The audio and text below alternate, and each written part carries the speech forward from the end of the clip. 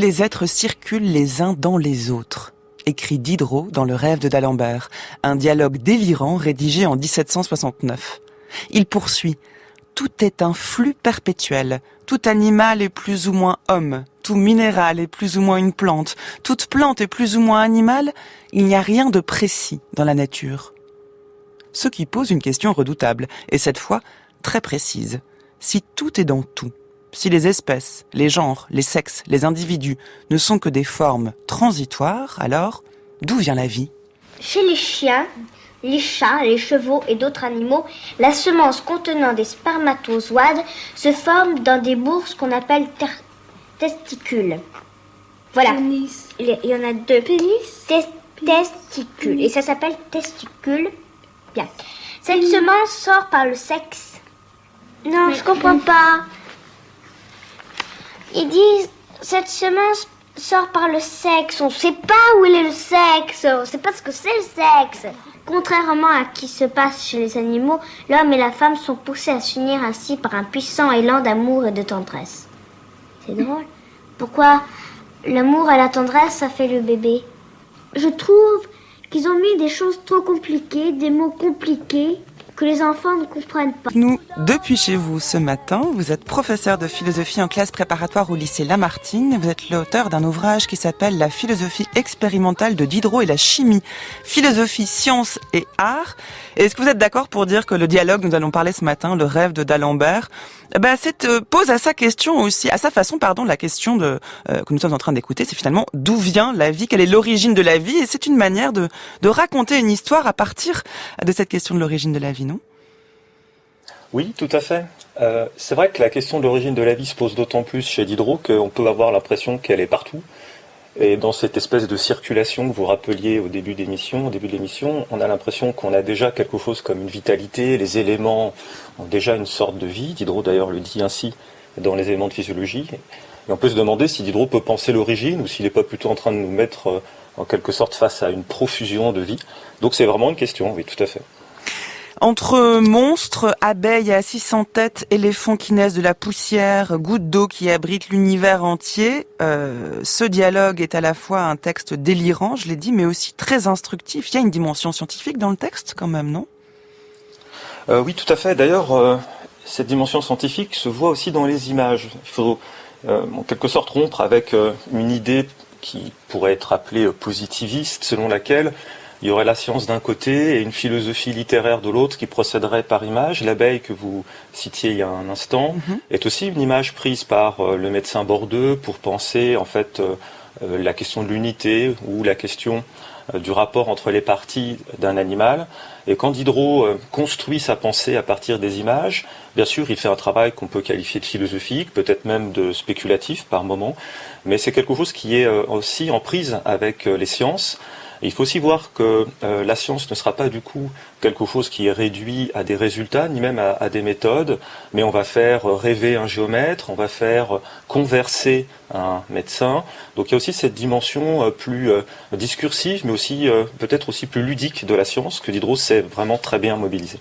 Oui, et puis on rigole beaucoup en lisant le livre, vraiment, par tellement il y a son sens des images qui est indescriptible, mais il a l'art de mettre en scène des situations cocasses qui viennent trancher avec le sérieux des propos.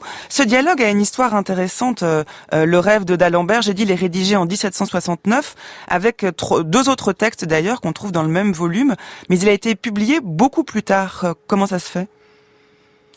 Alors il y a probablement deux raisons principales. La première, c'est que à cause de la censure, Diderot n'avait pas l'intention de le publier de son vivant, au moins avec son nom dessus. C'était assez évident pour lui et depuis les 3 mois de prison causés par la lettre sur les aveugles, il était relativement prudent. Alors cette prudence avait aussi ses limites. Dans l'encyclopédie, il peut être très audacieux.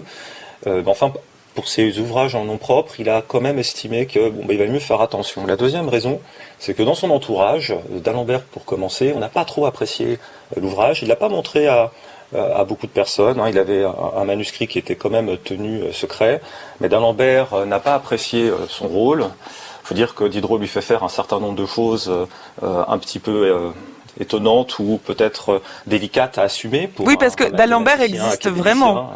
Il faut peut-être le dire. D'Alembert existe vraiment. Qui est-il ? Alors, D'Alembert existe vraiment. Julie de Lespinasse, qui est censée être sa maîtresse dans le texte, existe vraiment. Le médecin Bordeaux existe vraiment. Voilà. D'Alembert était un des plus grands mathématiciens, physiciens et aussi un des grands philosophes du XVIIIe siècle. Il était évidemment très proche de Diderot, parce que tous deux étaient les directeurs de l'encyclopédie.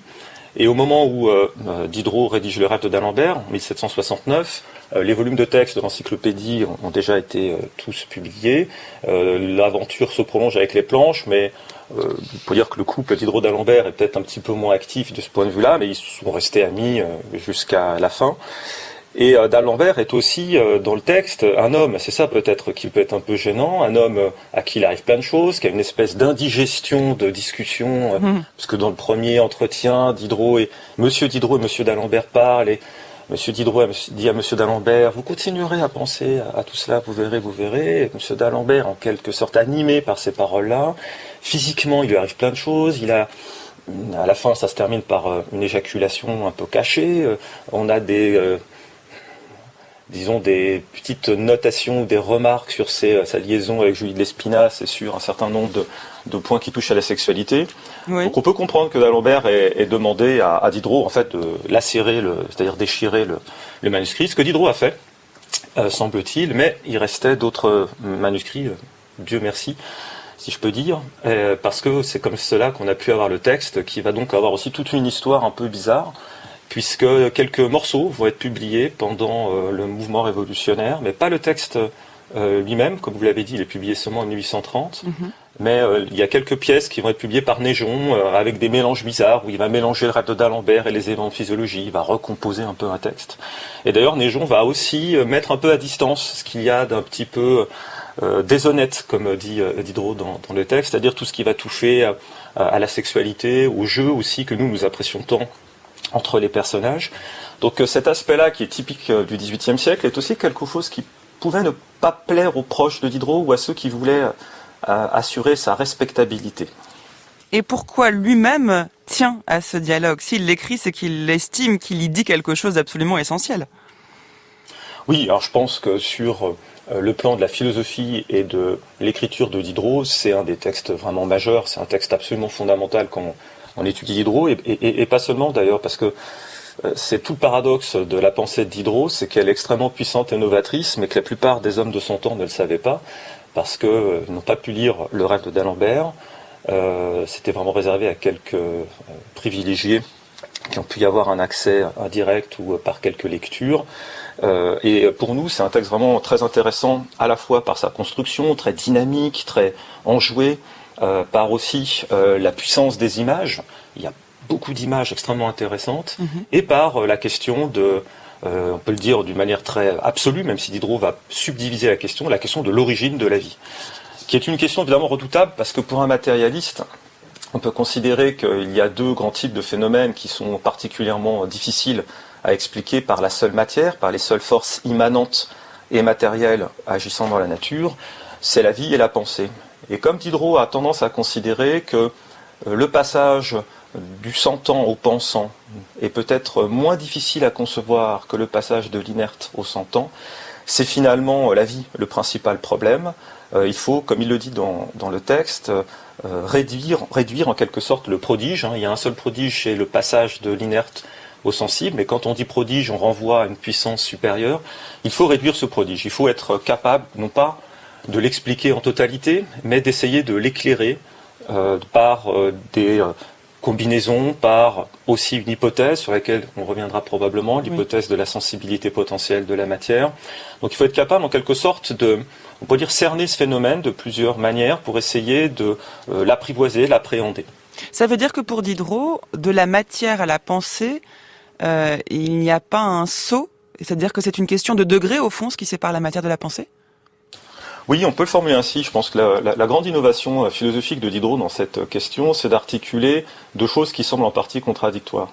On peut dire que d'un côté, il y a la question de l'organisation, c'est-à-dire l'agencement des organes, plus particulièrement pour la pensée, le cerveau, et un certain nombre d'apports de la chirurgie, de la physiologie, de la médecine de l'époque montrent que ce qui se passe dans le cerveau a des répercussions immédiates sur les facultés cognitives.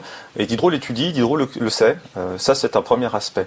Mais Diderot considère que l'organisation ne saurait produire des choses qui n'existent pas du tout, ou n'existeraient pas du tout au niveau de la matière inerte. Notamment, la sensibilité lui semble être quelque chose qui s'actualise plus que ça n'est créé par l'organisation. Donc il va à la fois tenir compte de la, on peut dire, configuration matérielle particulière qu'est un animal, et a fortiori un animal doté d'un cerveau comme celui de l'homme, mais il va aussi penser des processus d'actualisation. Comme vous le disiez, ça va être une question de degrés. Donc la transition est graduelle. C'est pour ça aussi que dans la circulation entre les êtres, on a non seulement des passages, mais on a aussi des gradations. Ce qui n'est pas tout à fait la même chose, parce que ça veut dire que les matières peuvent passer de l'inerte à l'animal, par exemple en digérant, mais il va leur arriver quelque chose comme une actualisation de certaines potentialités. Ce qui veut dire aussi que Diderot doit jouer sur deux niveaux.